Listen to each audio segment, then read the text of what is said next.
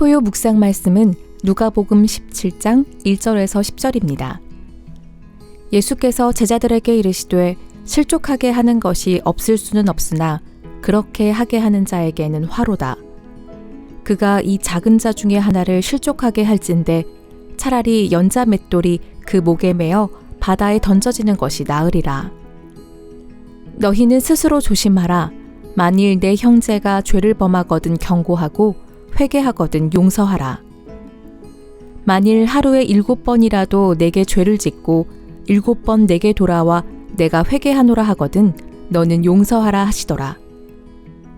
사도들이 주께 여짜오되 우리에게 믿음을 더하소서 하니 주께서 이르시되 너희에게 겨자씨 한 알만한 믿음이 있었더라면 이 뽕나무더러 뿌리가 뽑혀 바다에 심기어라 하였을 것이요 그것이 너희에게 순종하였으리라. 너희 중 누구에게 밭을 갈거나 양을 치거나 하는 종이 있어 밭에서 돌아오면 그더러 곧 와 앉아서 먹으라 말할 자가 있느냐. 도리어 그더러 내 먹을 것을 준비하고 띠를 띠고 내가 먹고 마시는 동안에 수종 들고 너는 그 후에 먹고 마시라 하지 않겠느냐. 명한 대로 하였다고 종에게 감사하겠느냐. 이와 같이 너희도 명령받은 것을 다 행한 후에 이르기를 우리는 무익한 종이라 우리가 하여야 할 일을 한 것뿐이라 할지니라. 아멘.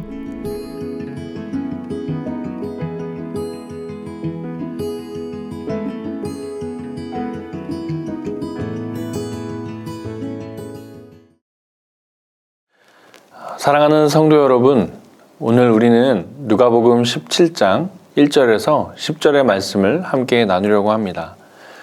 이 본문에서 예수님은 제자들에게 믿음의 삶을 살아가는 데 필요한 중요한 교훈들을 전하고 계십니다. 특별히 실족시키는 일, 그리고 용서, 그리고 믿음, 그리고 겸손한 섬김에 관하여 말씀하고 있습니다.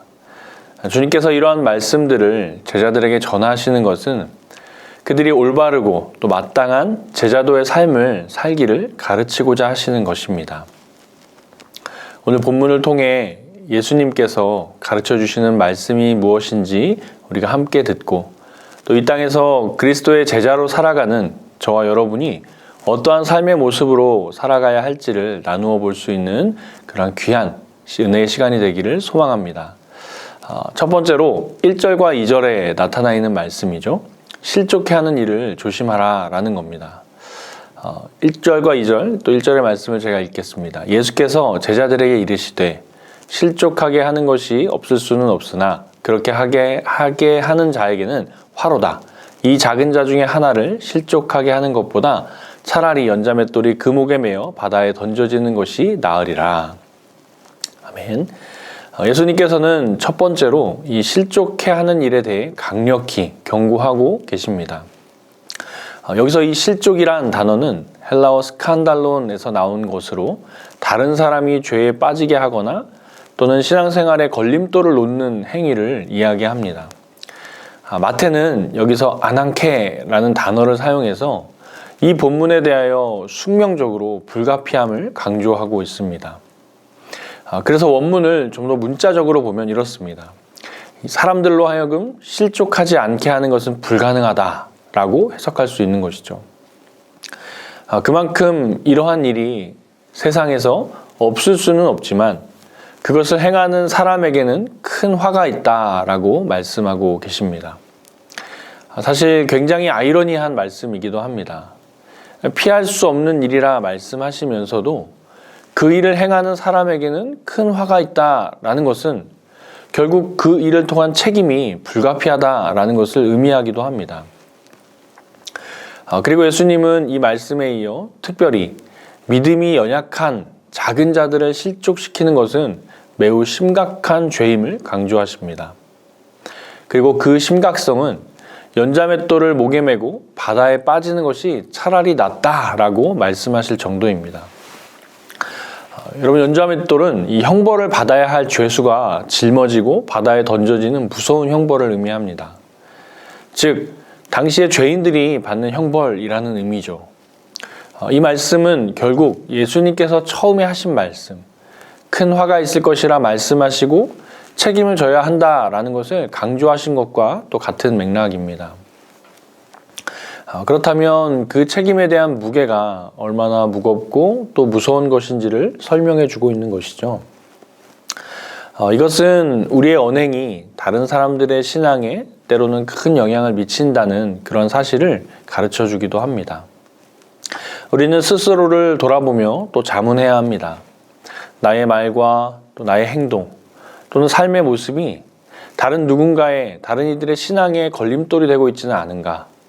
특별히 믿음을 이제 막 시작한 이들에게 어떤 영향을 주고 있지는 않은가? 우리 스스로를 돌아보아야 할 것입니다.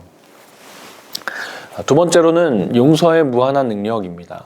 3절과 4절 말씀에 너희는 스스로 조심하라. 만일 내 형제가 죄를 범하거든 경고하고 회개하거든 용서하라. 만일 하루에 7번이라도 내게 죄를 짓고 7번 내게 돌아와 내가 회개하노라 하거든 너는 용서하라 라고 말씀하고 있습니다. 두 번째로는 예수님은 용서에 관한 중요한 가르침을 주신 것이죠. 그리스도인의 삶에서 용서는 선택이 아닌 필수입니다. 특별히 주목할 점은 용서의 횟수에 제한이 없다라는 겁니다. 하루에 7번이라도 라는 표현은 무한한 용서를 의미합니다. 당시 유대 랍비들은 하루에 3번까지 용서하는 것을 가르쳤다고 합니다. 베드로가 7번까지 용서하면 되겠습니까? 라고 물었을 때 마태복음 18장 말씀인데요. 예수님은 70번씩 7번이라도 용서하라 라고 말씀하셨습니다. 이는 용서의 횟수가 중요함을 의미하는 것이 아니라 완전한 용서를 의미하고 있는 것이죠. 물론 용서는 쉽지 않습니다. 특히 같은 사람이 반복해서 잘못을 저지를 때는 더욱 그렇습니다. 그러나 우리도 하나님께 끊임없이 용서받는 존재임을 우리가 기억해야 합니다. 우리가 다른 이를 용서하지 않으면서 하나님의 용서를 구하는 것은 모순입니다. 그리고 용서는 상대방을 위한 것만이 아닙니다. 용서하지 못하고 분노와 원한을 품으면 그 독은 결국 자신의 마음을 해치게 됩니다. 그러므로 용서는 자신이 받은 용서는 특히나 자신을 위한 해방의 행위이기도 합니다. 바라기는 저와 여러분이 어떠한 무엇이라도 누군가를 용서할 수 있는 은혜가 있기를 바랍니다. 세 번째로 작은 믿음이 가진 또 큰 능력입니다. 5절과 6절 말씀인데요. 사도들이 주께 여짜오되 우리에게 믿음을 더하소서 하니 주께서 이르시되 너희에게 겨자씨 하나일 만한 믿음이 있었더라면 이 뽕나무더러 뿌리가 뽑혀 바다에 심기어라 하였을 것이요 그것이 너희에게 순종하였으리라 라고 말씀하고 있습니다. 세 번째로 이야기하는 것은 예수님은 믿음의 능력에 대해 말씀하셨습니다. 제자들이 믿음을 더하소서라고 그 예수님께 구했을 때 예수님은 믿음의 양이 아니라 질이 중요하다고 가르쳐 주신 것이죠. 겨자씨는 당시 알려진 씨앗 중에 가장 작은 것이었지만 그만한 작은 믿음이라도 있다면 불가능해 보이는 일을 할 수 있다라고 말씀하셨습니다. 이것은 우리가 믿음이 부족하다고 느낄 때 위로가 되기도 합니다. 중요한 것은 믿음의 크기가 아니라 또한 그 믿음의 대상입니다. 전능하신 하나님을 향한 작은 믿음이라도 큰 능력을 발휘할 수 있습니다. 그러나 이 구절을 단순히 물질적 기적이나 혹은 개인적 성공을 위한 수단으로 오해해서는 안 됩니다.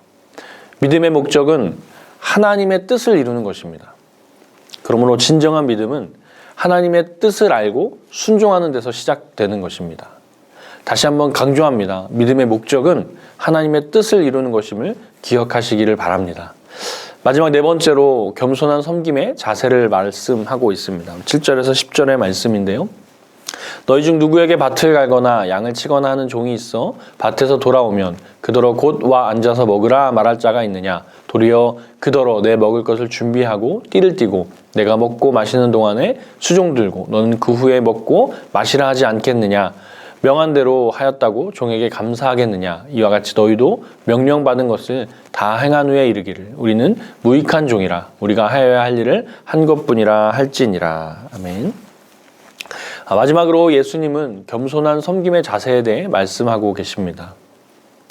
이 비유는 종의 의무와 주인의 관계를 통해 우리와 하나님의 관계를 설명하고 있습니다. 당시 문화에서 종은 주인을 위해 일하는 것이 당연한 의무였습니다.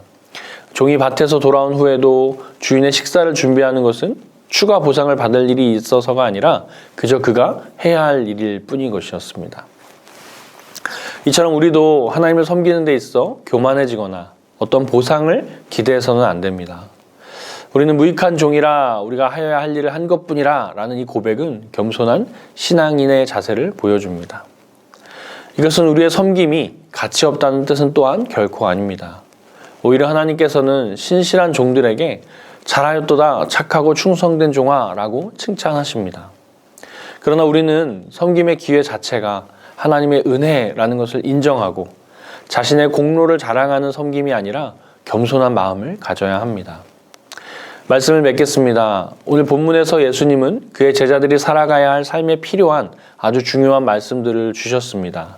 첫 번째는 다른 이들을 실족시키는 일을 삼가야 하고, 두 번째로는 용서하는 자비로운 마음을 가져야 하고, 세 번째로는 작은 믿음이라도 하나님께 드릴 때 큰 능력이 있음을 기억해야 된다라고 말씀하셨습니다. 그리고 마지막 네 번째로 모든 섬김 가운데 겸손한 자세를 유지해야 된다라고 말씀하셨습니다.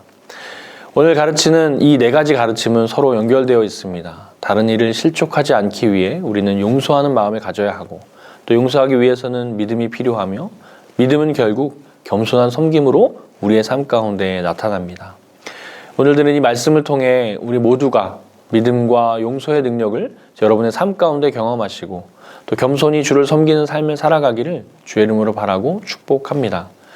믿음의 크기가 아니라 그 믿음의 대상이신 우리 하나님께 우리의 시선을 고정하시고 우리의 일상이 변화되기를 주의 이름으로 바라고 축복합니다. 이 시간 우리 다 함께 오늘 하루 들은 말씀을 기억하고 주시는 기도 제목을 갖고 함께 기도하고 또 각자 개인의 기도 제목을 가지고 함께 기도하는 시간이 되기를 원합니다. 함께 기도하겠습니다.